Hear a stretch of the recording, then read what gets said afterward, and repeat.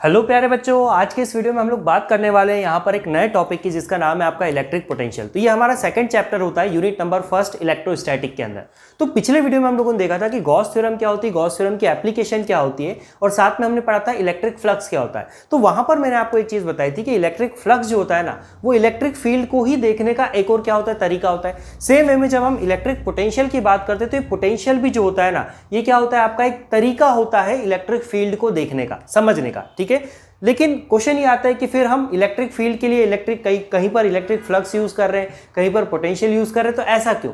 देखिए, electric flux use करने का अपना एक एडवांटेज होता है क्योंकि वहां पर हम गॉस थ्योरम की मदद से क्या कर सकते हैं, इजीली इलेक्ट्रिक फील्ड निकाल सकते हैं। और पोटेंशियल का यूज करने का अपना एक यहाँ पर क्या होता है, लॉजिक होता है, जिसको आज के इस वीडियो में हम लोग देखने वाले। तो सबसे पहली चीज आती है कि ये पोटेंशियल होता क्या है, इलेक्ट्रिक पोटेंशियल क्या होता है। तो इसके लिए मैं आपको थोड़ा सा लेकर चलता हूँ क्लास 11th के अंदर।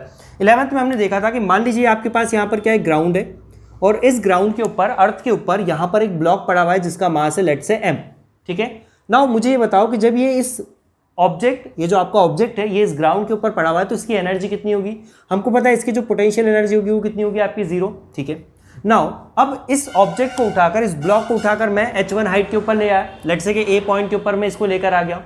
नाउ जब मैं इसको a पॉइंट के ऊपर लेकर आया हूँ तो इसके अंदर कुछ एनर्जी होगी क्या, पोटेंशियल एनर्जी? बिल्कुल होगी। हम पढ़ चुके हैं पोटेंशियल एनर्जी कितनी होती है आपकी, mg इंटू एच। ठीक है, mg इंटू एच। क्वेश्चन ये है कि इसके अंदर एनर्जी आई कैसे। यहाँ इसके अंदर एनर्जी कितनी थी, 0। यहाँ पर इसके अंदर एनर्जी कितनी है, mg। लेट से हाइट कितनी है आपकी h1, तो कितनी हो गई एनर्जी, mg h1। तो ये एनर्जी आई क्यों? ठीक है, इसके पीछे का कारण सुनते हैं। क्या ये ब्लॉक अपने आप उठकर ए पोजीशन पर गया क्या? बिल्कुल नहीं। इस ब्लॉक को ग्राउंड से उठाकर किसी एक हाइट तक लाने में हमने कुछ काम करा है ना इसके ऊपर, और जो काम हमने इसके ऊपर करा है वही काम क्या हुआ इसके अंदर, in the form of energy stored हुआ। अब हमने कितना काम किया, काम कितना किया, देखो हमने काम इज इक्वल टू कितना होता है आपका, force into displacement F dot D. ठीक है, हमने इसको ले जाने में क्या करा, ऊपर काम करा। ठीक है, और सेम वर्क कौन कर रहा है, ग्रेविटी कर रहा है इसको नीचे खींचने में, इसके ऊपर ग्रेविटी लग रही ना। तो लेट्स से कि ये जो एफ फोर्स है ये ग्रेविटी की है और ये जो एफ फोर्स है ये हम लगा रहे हैं इसको ऊपर ले जाने में। तो अगर मुझे इसको यहाँ से उठाकर ऊपर ले जाना है तो मुझे मिनिमम कम से कम कितना फोर्स लगाना पड़ेगा, इस एफ जी के बराबर फोर्स लगाना पड़ेगा ना। क्योंकि देखिए, अगर मैंने जो अप्लाई फोर्स किया है वो इससे कम है, तो ये ब्लॉक ऊपर जा ही नहीं पाएगा। ठीक है, क्यों? क्योंकि ग्रेविटी यहाँ पर क्या करेगी, डोमिनेट करेगी।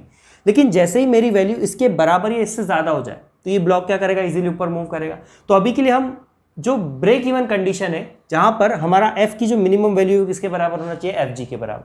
Now fg is equal to कितना होता है आपका, m इंटू जी। ठीक है, m इंटू जी होता है। और डिस्प्लेसमेंट कितना है, देखो h1, तो फोर्स इंटू डिस्प्लेसमेंट, ये क्या हो गया हमारा, देखो जितना हमने वर्क करा है वही वर्क इसके अंदर क्या हो गया, in the form of energy stored हुआ। नाउ ये जो वर्क है ये कितना है, देखो mg h1 लिख दिया, चलो मैंने लिखा है mg h1। नाउ इस ब्लॉक को उठाकर अगर मान लो मैं बी पॉइंट के ऊपर ले गया होता, ग्राउंड से बी पर ले गया होता, तो बी पे इसके अंदर एनर्जी कितनी स्टोर होती है, देखो mg h2। क्लियर है, बी पर लाया, एनर्जी कितनी स्टोर हुई, mg h2। नाउ अगर मान लीजिए मुझे इस पॉइंट को, इस ब्लॉक को ए से उठाकर बी तक लाना है तो कितना वर्क करना पड़ेगा, ए से लेकर बी तक लेकर जाना है तो कितना वर्क करेगा। सिंपल सा पॉइंट है ना, देखो ए से लेकर बी तक अगर मुझे लेकर जाना है तो मुझे कितना वर्क करना पड़ेगा, जितना वर्क मुझे इसको ग्राउंड से बी पर ले जाने में करता है माइनस ए पर ले जाने में जितना वर्क किया। आया पॉइंट समझ में? क्या, अगर मुझे इसको ए से बी तक ले जाना है तो ए तक तो ये ऑलरेडी आ चुका है, अब बी तक ले जाना है तो कितना वर्क करना पड़ेगा, इसको मैंने बोला WAB। तो बी तक ले जाने में जो टोटल वर्क करना पड़ रहा था उसमें से अगर ए तक ले जाने में जो वर्क करना है इसको मैं माइनस कर दूं तो मुझे कितना वर्क मिलेगा, ए से बी तक ले जाने का वर्क। आई बात समझ में? या ऐसा भी बोल दो कि मान लीजिए मुझे यहाँ पर क्या निकालना है आपका, चेंज इन एनर्जी। तो चेंज इन एनर्जी कितना होगा, देखो UB माइनस U है, this energy minus this energy. Now ये जो चेंज इन एनर्जी है ना, ये किसकी वजह से आया, इस वर्क की वजह से। तो मैं इसको क्या लिख सकता हूँ, देखो WAB is equal to UB की वैल्यू देखो कितनी है, mg h2 माइनस UA की वैल्यू देखो कितनी है, mg h1। कॉमन देखिए यहाँ से क्या आ रहा है, कॉमन आ रहा है यहाँ से आपका mg, अंदर क्या बचा, h2 माइनस h1। और h2 माइनस h1 को क्या मैं ऐसा लिख दूँ, क्या मैं इसको ऐसा लिख दूँ, डेल्टा H। देखिए यहां पर मैंने एक टर्म निकाली जिसको हम क्या बोलते हैं, work done per unit mass. और work done per unit mass किसके बराबर आ रहा है आपका, G इंटू डेल्टा H। मतलब कि अगर हम किसी एक मास के लिए किसी एक पर्टिकुलर ब्लॉक के लिए वर्क डन पर यूनिट मास निकालना चाहते हैं तो वो डिपेंड करेगा सिर्फ और सिर्फ किसके ऊपर, हाइट के डिफरेंस के ऊपर। ठीक है, इस ब्लॉक का मास कितना ही हो, इस ब्लॉक का मास कितना ही हो, अगर हम वर्क डन पर यूनिट मास निकाल रहे, पर यूनिट मास का मतलब क्या, एक यूनिट मास के ले जाने में कितना काम करना पड़ रहा है, तो वो क्या आएगा, सभी के लिए सेम आएगा। अगर हाइट का डिफरेंस आपका क्या है, सेम। नाउ ये जो वैल्यू आती है ना, इसको हम क्या बोलते हैं, पोटेंशियल डिफरेंस। इसको हम क्या बोलते हैं, पोटेंशियल डिफरेंस। ठीक है, तो ये तो बात हुई आपकी 11 की। इस डिफरेंस को, वर्क डन पर यूनिट मास को हम क्या बोलते हैं, यहां पर पोटेंशियल डिफरेंस। नाउ एक इंपॉर्टेंट चीज समझो, यहां पर जो फील्ड थी आपकी वो कौन सी थी, ग्रेविटेशनल फील्ड। तो यहां पर हमने जो काम करा है किस में करा है, ग्रेविटेशनल फील्ड के अंदर। नाउ अगर मान लीजिए सेम सिनेरियो में लेता हूं यहां पर एक चार्ज के लिए, मान लीजिए मेरे पास यहां पर क्या एक चार्ज है और इस एरिया में क्या है, इसकी फील्ड है। ठीक है, अब अगर इस रीजन में मुझे एक चार्ज को ए से बी तक लेकर आना है, मान लीजिए यहां पर आपके पास क्या एक टेस्ट चार्ज है Q0, इसको उठाकर मुझे कहां से कहां लेकर आना है, ए से बी तक। अब देखिए ये जो चार्ज है पॉजिटिव, ये क्या करना चाहेगा, उसको दूर फेंकना चाहेगा और मुझे इसको इधर खींचना है, तो मुझे क्या करना पड़ेगी, अपोजिट डायरेक्शन में फोर्स लगानी पड़ेगी। यहां पर भी ऐसे ही हो रहा था ना, देखो अर्थ इसको नीचे खींच रहा था, मुझे ऊपर ले जाना था, तो अपोजिट डायरेक्शन में हमने क्या लगाई, फोर्स। ठीक है, यहां भी सेम चीज होगी। तो यहां पर समझो क्या होगा, ए से बी तक अगर मुझे लेकर आना है तो मुझे इसके ऊपर क्या करना पड़ेगा, कुछ काम करना पड़ेगा ना, अगेंस्ट दी इलेक्ट्रिक फील्ड। ठीक है, मैंने यहां पर क्या करा, कुछ काम करा, तो लेट से काम कितना करा, WAB। नाउ किसके ऊपर काम कर रहे हैं, चार्ज के ऊपर। तो यहां पर अगर मैं work done per unit charge लिखूं ना, work done per unit charge, तो जैसे यहां पर वर्क डन पर यूनिट मास को पोटेंशियल डिफरेंस बोलते हैं, सेम वे में इलेक्ट्रिक फील्ड के अंदर work done per unit charge को हम क्या बोलते हैं, पोटेंशियल डिफरेंस। तो ये हमने देखो कैसा लिखा, VB माइनस VA, B का पोटेंशियल माइनस A का पोटेंशियल। यहां भी देखो हमने क्या लिखा था, B का पोटेंशियल, B की एनर्जी माइनस A की एनर्जी। सेम वे में यहां पर हमने क्या लिखा, VB माइनस VA। ठीक है, अब एक क्वेश्चन यहां पर आता है कि अगर मान लीजिए ये जो पॉइंट है आपका A, ये कहां पर हो, इन्फिनिटी के ऊपर। A कहां पर है, इन्फिनिटी पे। इन्फिनिटी का मतलब क्या, एक आपका स्टडी स्टेट। ठीक है, एक इक्विलिब्रियम की स्टेट। मतलब मान लीजिए अगर मैं कोई एक पॉजिटिव चार्ज को यहां पर लाकर छोड़ूं तो ये पॉजिटिव इसको क्या करेगा, रिपेल करेगा, तो ये कहां जाएगा, इन्फिनिटी के ऊपर। तो हम मानते हैं कि इन्फिनिटी के ऊपर हमारा जो पोटेंशियल होगा वो कितना होगा, 0। तो इन्फिनिटी पर अगर हमारा एक पॉइंट है A, तो वहां पर पोटेंशियल कितना हो गया, A के करस्पॉन्डिंग 0। तो ये फैक्टर जब 0 हो गया तो सिंपली हम WB को क्या लिख सकते हैं, WB को देखो मैं यहां से क्या लिख सकता हूं, VB इज इक्वल टू क्या लिखेंगे, VB is equal to W infinity to A, या A टू इन्फिनिटी, ऐसा लिख दो आप, W A इन्फिनिटी। मतलब इन्फिनिटी से A पर लाने में जो काम करना पड़ रहा है, B आएगा, sorry, infinity to B, infinity से B पर लाने पे जो काम करना पड़ रहा है। और अगर हम किसी एक पॉइंट की बात करें, अगर इस B को हटाते, लेट से कोई भी एक रैंडम पॉइंट है, तो हम क्या बोल सकते हैं, V इज इक्वल टू कितना होगा, W अपॉन में Q0। और ये जो V होता है आपका, ये क्या है, work done per unit charge. इस work done per unit charge को ही हम क्या बोलते हैं, देखो पोटेंशियल, इसको हम क्या बोलते हैं, पोटेंशियल। ठीक है, तो ये अगर किसी एब्सोल्यूट पॉइंट का हम work done per unit charge निकाल रहे हैं विद रिस्पेक्ट टू इन्फिनिटी, तो उसको क्या बोलते हैं, पोटेंशियल। दो पॉइंट के बीच का अगर हम डिफरेंस निकाल रहे हैं, तो इसको हम क्या बोलते हैं, पोटेंशियल डिफरेंस। ठीक है, तो ये आपका यहां पर क्या होता है, एक ओवरऑल कॉन्सेप्ट होता है किसका, इलेक्ट्रिक पोटेंशियल का। ठीक है, थोड़ा सा और इसको अपन डिटेल में समझते हैं।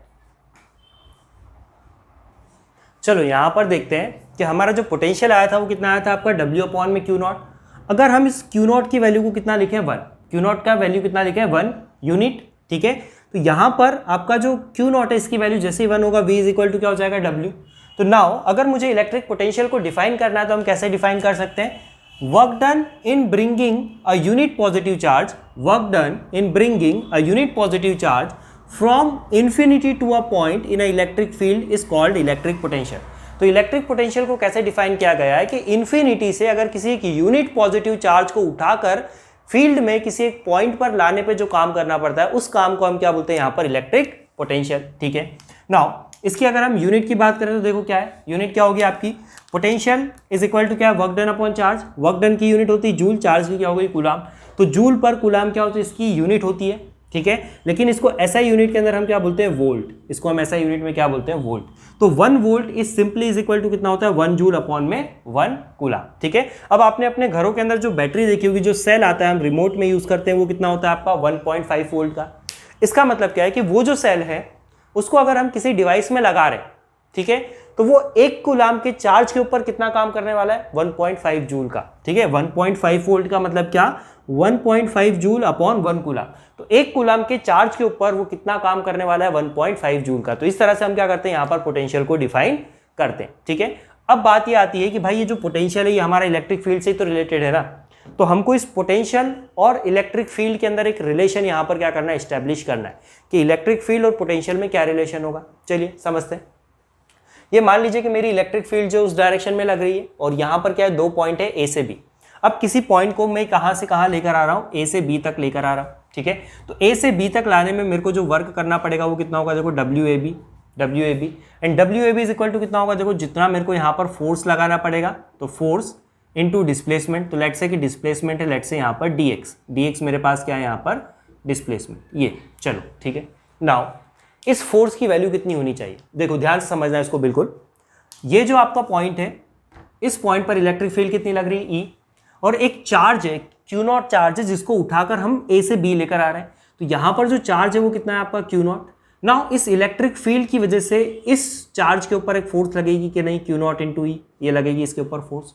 फोर्स की डायरेक्शन क्या होगी, जिस डायरेक्शन में इलेक्ट्रिक फील्ड लग रही है। तो इलेक्ट्रिक फील्ड क्या कर रही है, इस चार्ज के ऊपर बाहर की डायरेक्शन में एक फोर्स लगा रही है और मुझे इसको कहाँ लेकर आना है, अंदर।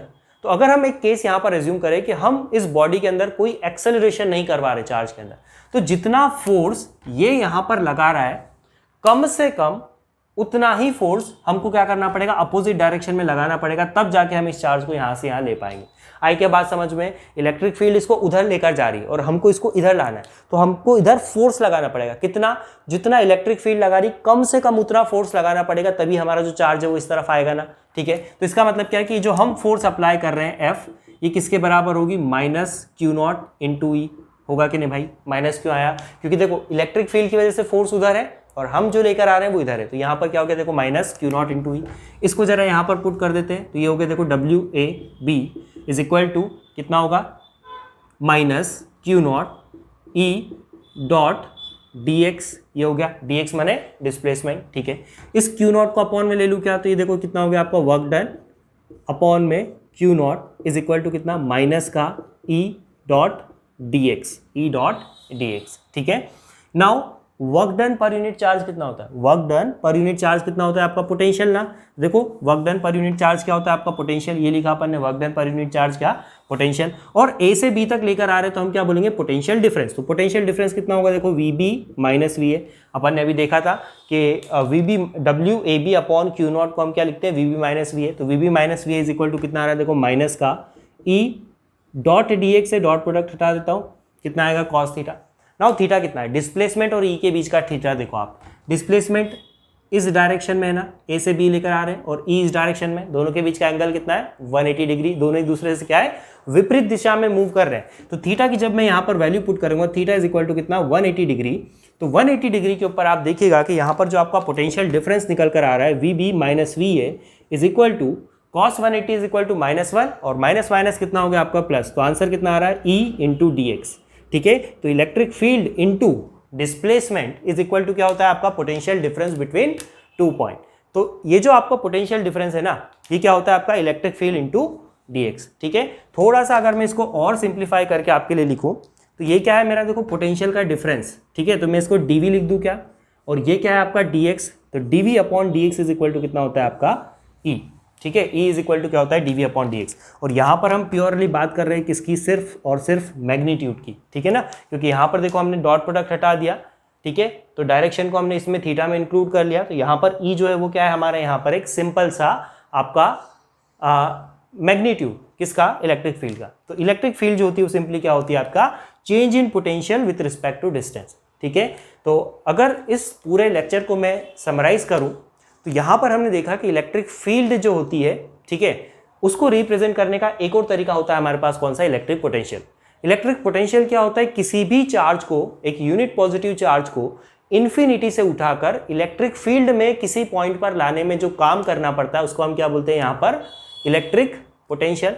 पोटेंशियल की खास बात यह है, ध्यान से समझो, पोटेंशियल क्या है आपका, work done upon charge. Work done क्या होती है कि स्केलर क्वांटिटी, चार्ज भी क्या है कि स्केलर क्वांटिटी। इसका मतलब जो मेरा इलेक्ट्रिक पोटेंशियल होगा ना, ये भी कैसी क्वांटिटी होगा, एक स्केलर क्वांटिटी।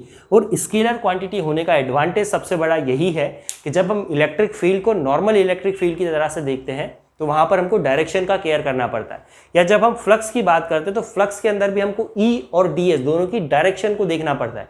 लेकिन जब हम इलेक्ट्रिक फील्ड की बात कर रहे हैं किसकी टर्म्स में, इलेक्ट्रिक पोटेंशियल की टर्म्स में, इलेक्ट्रिक फील्ड और पोटेंशियल में रिलेशन में आपको बता चुका हूं। जब हम इलेक्ट्रिक फील्ड की बात करते हैं पोटेंशियल की टर्म्स में, तो पोटेंशियल बिल्कुल स्केलर क्वांटिटी है। तो हम क्या कर सकते हैं, फॉर एग्जांपल एक पॉइंट है, वहां का अगर मुझे इलेक्ट्रिक फील्ड निकालना है, मुझे डायरेक्शन वगैरह कुछ नहीं पता, तो मैं क्या करूं, उस पॉइंट का पोटेंशियल निकाल लूं, उस पॉइंट का पोटेंशियल निकाल लूं। और पोटेंशियल निकालने के बाद इस रिलेशन की मदद से मैं क्या कर सकता हूं, वहां का इलेक्ट्रिक फील्ड जो उसको इजीली कैलकुलेट कर सकता हूं। तो ये ब्यूटी होती है ना, एक ही चीज को पढ़ने के हमारे पास अलग अलग तरीके, चाहे वो आपका इलेक्ट्रिक फील्ड हो, चाहे वो आपका फ्लक्स हो, चाहे वो आपका इलेक्ट्रिक पोटेंशियल हो, ये सारे के सारे जो मिलकर एक ही बात कर रहे हैं। और एक बात क्या कर रहे हैं ये लोग कि सभी के सभी हमको इलेक्ट्रिक फील्ड की इंफॉर्मेशन दे रहे हैं, किसी चार्ज से जो इलेक्ट्रिक फील्ड जनरेट हो रही ना, उसकी इंफॉर्मेशन यहाँ पर हमको दे रहे हैं। तो कान को चाहे आप ऐसा पकड़ो या ऐसा घुमा कर पकड़ो, बात एक ही, ठीक है।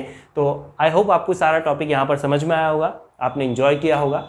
अगले लेक्चर के अंदर हम लोग बात करने वाले हैं, यहाँ पर जो हमने इलेक्ट्रिक फील्ड ली थी कैसी थी, यूनिफॉर्म इलेक्ट्रिक फील्ड। तो नेक्स्ट लेक्चर में अगर हम बात करेंगे कि अगर आपका इलेक्ट्रिक फील्ड जो है वो नॉन यूनिफॉर्म है, तो उस केस में जो पोटेंशियल डिफरेंस और इलेक्ट्रिक फील्ड में रिलेशन है, ये कैसा आने वाला है, इसको हम लोग समझेंगे नेक्स्ट वीडियो में। यहाँ तक बने रहने के लिए बहुत बहुत शुक्रिया। जय हिंद, वंदे मातरम।